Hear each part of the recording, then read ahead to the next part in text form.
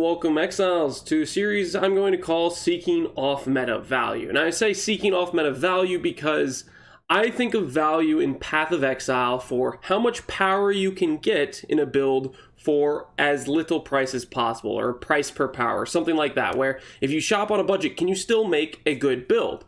And I'm looking specifically at Mind Over Matter and Archmage, a build that was the bee's knees. It was one of the best builds in the league in the past, and it was so good, it deserved a nerf, and it got a nerf. It got probably one of the most overkill nerfs in terms of things getting nerfed that I've ever seen in PoE, where they nerfed it 7 ways to Sunday, everything imaginable. They nerfed the boot enchant, they nerfed Arcane Surge, they nerfed sources of regen, they nerfed the damage, they nerfed so many portions of Mind Over Matter that most people looked at that and said, I'm never going to touch that with a 10-foot pole ever again. Now, the good news about nobody wanting to touch Mind Over Matter is the gear is very cheap. People look at T1 mana, or they look at fractured mana mods, and they say, that's garbage, that's worth nothing. And the reason I'm calling this series Off Meta Value is because that means we can buy this stuff for very cheap. And if we can buy it for cheap, can we still make a good build even though the build got nerfed so hard? Can we compensate how good the build is with the fact it's very cheap to get the best in slot gear? Now, going through this, things like this chess piece, I was able to search for things like Suppress and T1 mana at no extra cost of the T1 mana, because people looked at mana like it's a dead mod. I could look for things like the Temple Life mod and T1 mana. I could look for the things like the Betrayal mana mod and the Betrayal Life and mana mod, the increased 10% mana, 10% life, and T1 mana. I could look for those things with T1 mana at no extra cost. It was like I was just looking for one mod on a chest, because people would see T1 mana and they'd say, that's a dead mod, that's a brick. But I was looking at it as, that's my best in slot mod, I want that on my chest piece. So I thought, you know what, because I can get this cool gear, I can make some pretty nice stuff with mana, and this chest is an example of that. Getting Guatzalides Temple Life mod with mana, with the Betrayal mod with Suppress. Those things was just kind of a few recombinators based on very good odds of getting it, because I could buy items with T1 mana for very cheap, so I could double up on mana to have a good transfer of mods to get basically 3 prefixes and Suppress type of thing. I could work my way towards a chest like this, and it didn't cost too much. Now, that's a very nice, dandy thing, and it ends up being a cool chest that allows us to have a lot of life. It allows us to get Suppress into a mana build, stuff like that. And then this happened in multiple places in me making my ring, my shield, my belt, stuff like this was everywhere where it was cheap mana gear. Now, I was able to buy this stuff for cheap, but even though I was able to buy this stuff for cheap, is it a good build? And the moral of the story, I would say, is for the price, it's a viable build. It's not anything overpowered, but the second you go to min-max it, I don't think it's worth it. Now, that's going to be for a few reasons. My number one reason why I don't think mana is worth it is way too hard to get sustain.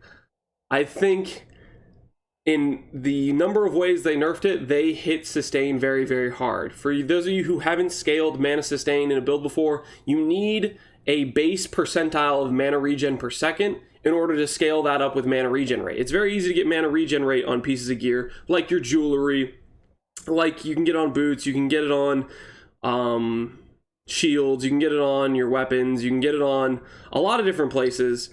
But the second you need to scale that, you need your base percent mana regen per second to be high, and it starts out at 1.8%. Now, you can get a little bit more from things like being an Elementalist. An Elementalist can get a base 1% mana regen per second. You can get some from something like a Pure Talent, 0.5% mana regen per second. You can get 1% from Cloak of Defiance, which is maybe a reason why I probably should have used Cloak of Defiance instead of Savant's Robe if I wanted to get more sustain. Cloak of Defiance will ultimately give me more sustain, and it will cost a whole lot less because Cloak of Defiance is really cheap as well, and I wouldn't have even had to craft anything. But all in all, after I invest all this into trying to fix my mana sustain, I'm so heavily invested in that, it's hard to get damage on the side, it's hard to get additional defensive layers. So that's one of my biggest complaints, is it's hard to get mana sustain. The number two reason I'd say that mana builds are kind of just bad in comparison to other builds is because of how good auras are. Currently, the way it is if I'm a mana build, I can get a Eternal Blessing aura. So I could have something like Malevolence on an Eternal Blessing, and I could have Clarity on Arrogance. So that way I could have 2 auras, or I could have determination, or I could have grace. You know, I could basically, my options are 2 auras, but that's very, very limited. You don't really have the ability to scale into aura effect. You don't have the ability to scale into aura mana reservation efficacy and be able to fit a bunch of more auras in. Auras are so freaking strong that the fact you can only really get like 2, or maybe you could fit in another one with a essence worm, is really, really limited. But it's even worse than that, because if I wanted to do Malevolence plus Arrogance, which is something I tried to do because I thought, oh, that'll work. I can do Malevolence, and then I can reserve my Clarity or whatever. I can do something like that. And I was using a level 1 Clarity, so it wouldn't really reserve that much life, was my original plan. But the issue with this is, if I do that and I want to go Agnostic, so that way I can sustain my life pool, well, that means we're never at full life, which means we're always sacrificing 20% mana per second. So if I cast a skill, you'll see our sustain is very, very, very bad. That's because 20% per second of our mana pool, roughly around like 1800 or something, is being drained to go into our life pool. So that means we can't just do 2 auras. We can only really realistically do 1 aura like this with Eternal Blessing and then no Malevolence. This means we're on full life, and you'll see we lose the mana, we gain it back a lot faster because we're not draining that mana per second. Now, you could go without Agnostic, but the second you drop Agnostic, you have to figure out how the hell you're going to sustain your life pool, and it's not very easy in my opinion. You can do things like Leech if you're an Archmage hit-based build, but that is a mechanic that's pretty unreliable. There's a lot of immunity boss phases where they're going to be hitting you and you can't fight back, and Leech will not be able to help you. Things like the Shaper Deathball phase and the Uber Shaper fight, you're going to die during that because you can't get any sustain. If you try to get life regenerate into your build, that's really scuffed because you have a low life pool.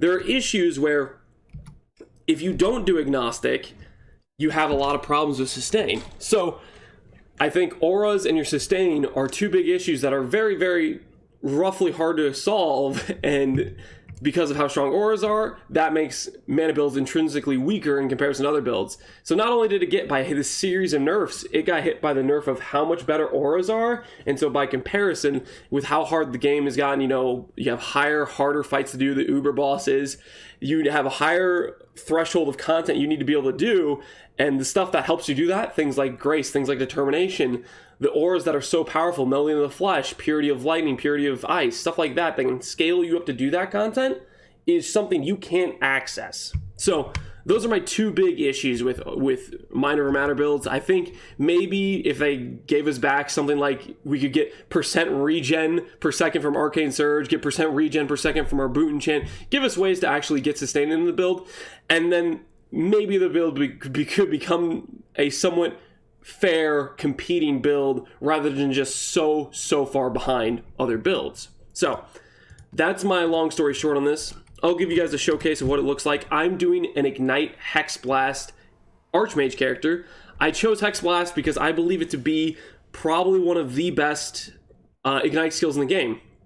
Its effectiveness of added damage is 310%. It has a very high hit damage of chaos, and it makes all your damage ignite. So that means if we have a bunch of flat lightning from things like Archmage support, things like our Arcane Cloak, we actually deal quite a bit of lightning damage, you can see, in comparison to our chaos damage. So that means our base ignite is actually from a pretty large number. Not only that, but Hexblast also says per 5 doom 15% more damage.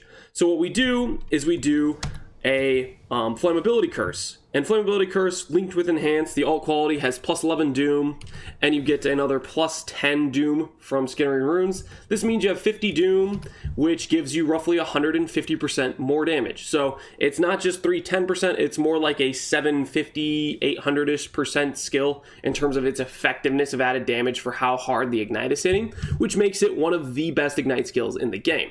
It's also a pretty cool little laser skill. I like it. I chose to go with Ignite Prolif via Barracks Respite, which means if there's a lot of like density on a map, you'll see the Ignite Prolifs are really cool.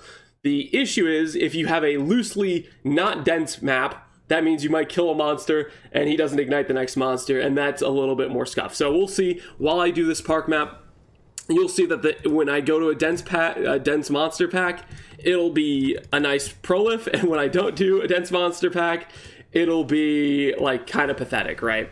So the clear is just kind of like halvesy okay. It feels really good sometimes, and then other times it's just kind of whatever.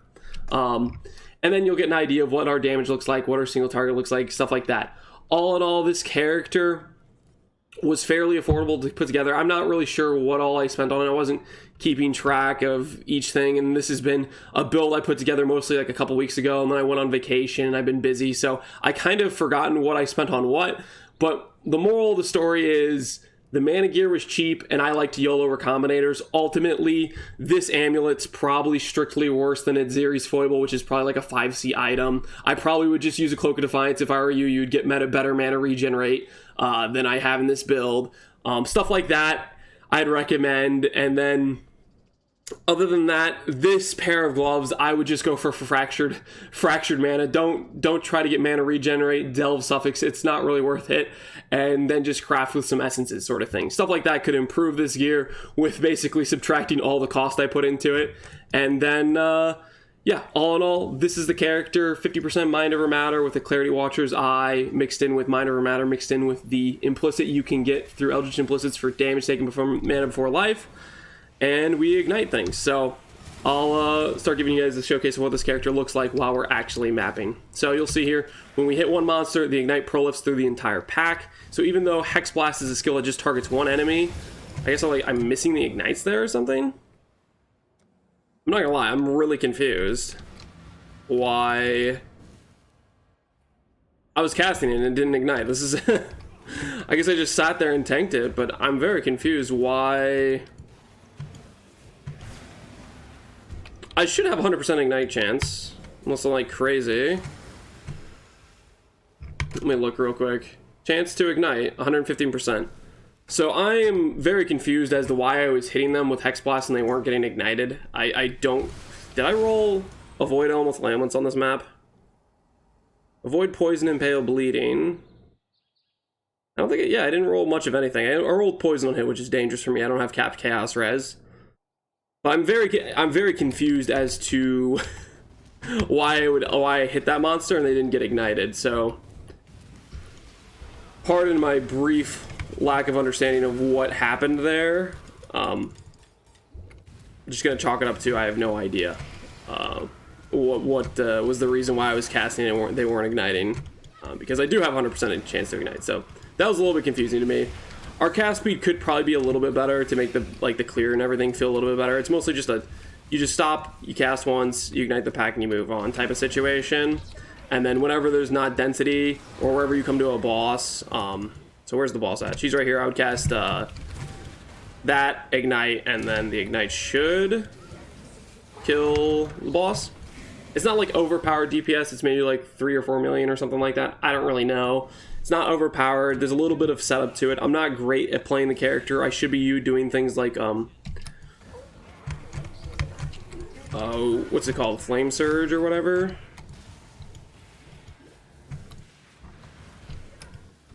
But so that's what it looks like doing a Baron with Maven on it. I'm not sure if Maven really like makes the Baron fight much harder.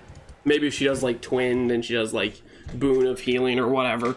But that gives you a good idea of what the character looks like on a Hexblast, Ignite, Mind Over Matter Elementalist. The idea of the character was to scale also into Shaper of Winter and Shaper of Storms. I should have hovered over the Baron when I was doing that, but I get 37% chills and 46% shocks, and that's all because alt quality Hexblast gives ailment effect. Then Awaken Unbound Ailments gives ailment effect, and then alt quality burning damage gives ailment effect. So I actually have on our Hexblast 129% increased effect of non-damaging ailments, which means our base elements that are guaranteed inflicted from Shaper of Winter and Shaper of Storms actually are very high. So when we're doing a boss fight, you probably could notice that the Baron was doing things very slowly, so it makes it very easy for me to dodge and react to his stuff because he's so much slower. And then the extra shock also increases the damage we do with Ignite, stuff like that. So that is this character setup. Overall, I'd say in future leagues or this league if you're playing it, mana gear's cheap. You can probably make a solid build that can do the content. I did Uber Shaper and Uber Elder with about 3 deaths on both of those, which they're hard fights, but we could do them. I would say the character can be viable, but ultimately, if you're going to min-max, if you're going for an overpowered strong build, Mind Over Matter, it doesn't pass the sniff test. It isn't that strong. It's strong enough for the value But the second you want to min-max and try to take it to the extent the min-max, you hit the ceiling, which is very low in comparison to other builds, a lot quicker, I would say. So that's my opinion on Archmage and Mind Over Matter in its current state. Granted, I probably didn't do the best Archmage or Mind Over Matter build possible, but I still think even in like the best case scenarios, you're still going to be hitting a much lower ceiling than you would with other builds. So that's my take on the off meta value. That is Mind Over Matter. I think it has some arguments to be made for it if you want to play a build that's affordable and still can be pretty strong because you can get some good gear. But the second that gear gets more expensive or more min-maxy, the build is going to heavily fall off, I would say. So that's the video. Hope you, as always, you enjoyed, Exiles. Take care.